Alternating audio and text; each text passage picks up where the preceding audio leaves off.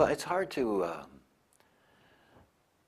really let somebody understand that this is not ordinary. Human design's not an ordinary thing.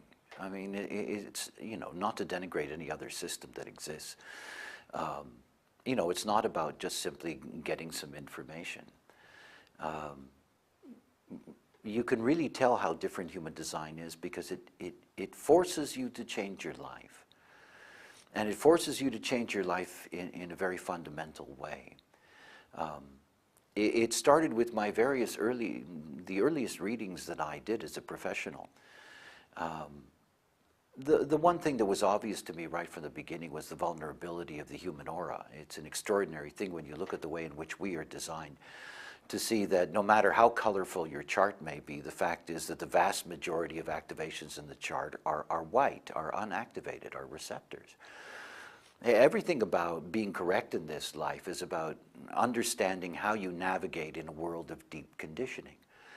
But there's certainly times in the life, a regular cycle in the life, where one is defenseless, and that has to do with sleep. You know, it is a fascinating thing about the evolution of humanity, that the evolution of humanity it can be seen in a very specific way in terms of individual space. The fact is that from the earliest civilizations that we have, that human beings were crowded together, that families, literally huge families, families of 8, 9, 10, 12 people would grow up in one single environment, that you know, most human beings being raised in this life had a common space in sleeping with their siblings, their relatives. We still have that throughout the world.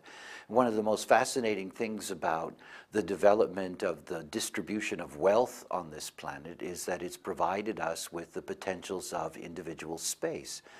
An individual space is really an extraordinary thing and relatively new on this planet. Just think about it, how few human beings can really afford to have their own unique space. It is really quite a thing to gather. And obviously, the moment that you're sharing your space with others, you're involved in a deep auric connection with them, an auric connection that ultimately changes your nature.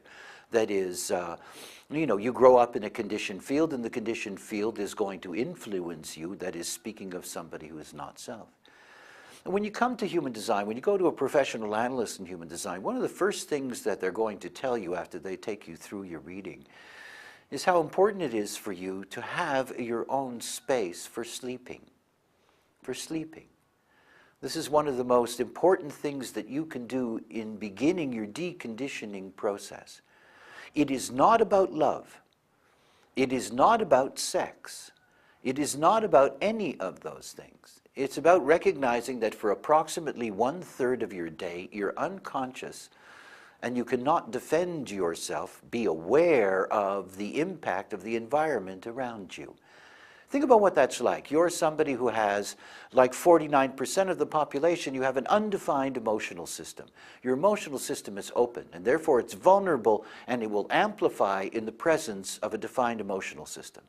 And your partner, your sleeping partner, happens to be emotional. Think about that.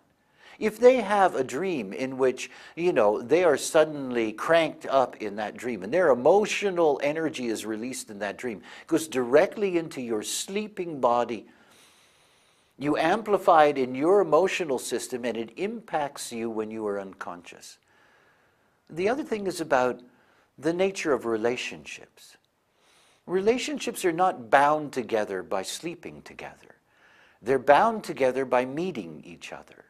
It's the most fascinating thing about sleeping in your own aura is that when you come out of your space and you enter into the connection to the other, you're very aware of what you're connecting to. It is a very different basis for a relationship, and you connect as yourself.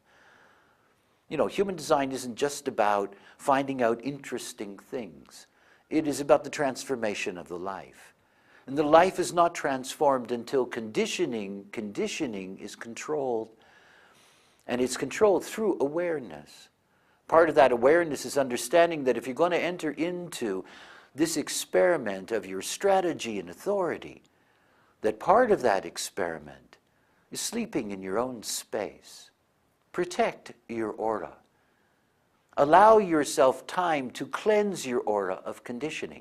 Wake up in the morning as yourself, and then step out into your world and meet those forces in your life that you're ready for as yourself.